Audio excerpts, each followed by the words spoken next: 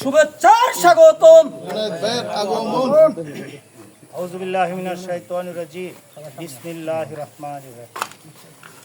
আজকের অনুষ্ঠানের জনাব সভাপতি মাওলানা মুফতি মুজাম্মেল হোসেন এবং আমার সাথে আগত ব্রাহ্মণবাড়িয়া পৌরসভার সেক্রেটারি হাফেজ কাউসার এবং এই অঞ্চলের জ্ঞানীগুণীজন মুরব্বীগণ, আসসালামু আলাইকুম।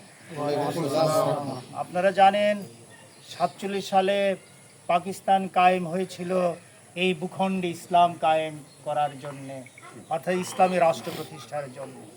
কিন্তু দুঃখজনক হলেও সত্য, পাকিস্তান নামক ভূখণ্ডে ইসলাম কায়েম করা হয়নি, ইসলামী রাষ্ট্র প্রতিষ্ঠা করা হয়নি, যার কারণে পূর্ব পাকিস্তান বৈষম্যের শিকার হয়েছিল, যার ফলশ্রুতিতে বৈষম্যমুক্ত দেশ গড়ার জন্য 71-এ আরেকটি যুদ্ধের মাধ্যমে বাংলাদেশ নামক রাষ্ট্রের অভ্যুদয় হয়েছিল। কিন্তু বাংলাদেশের মানুষ বৈষম্য নিপীড়ন থেকে কি মুক্তি পেয়েছে? না, বৈষম্য নিপীড়ন থেকে মুক্তি পায়নি।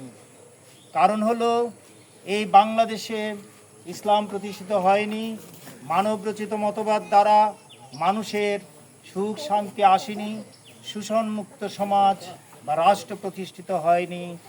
এবার 24-এর যে বিপ্লব হয়েছে, 36শে জুলাইয়ের যে বিপ্লব হয়েছে, এই বিপ্লবের মাধ্যমে আমরা আরেকটি দ্বিতীয় স্বাধীনতা অর্জন করেছি।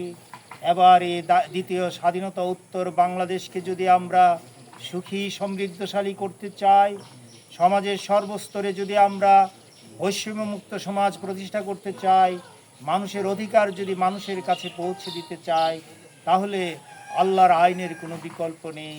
কাজে আল্লাহর আইন এবং সৎলোকের শাসন প্রতিষ্ঠা করতে হলে আগামী দিনের যে নির্বাচন, সেই নির্বাচনে বাংলাদেশ জামাত ইসলামীর 300 আসনে যে প্রতিনিধি রয়েছে, সেই প্রতিনিধিদেরকে নির্বাচিত করে আপনারা পার্লামেন্টে পাঠান অবশ্যই।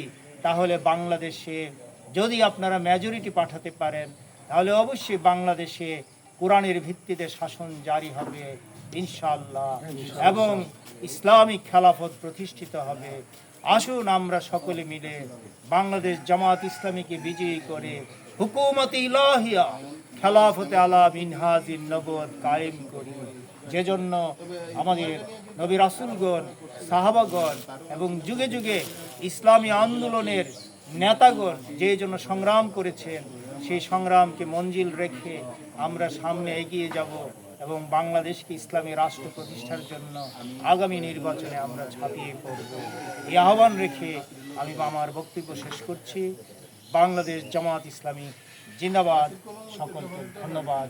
আল্লাহ হাফেজ।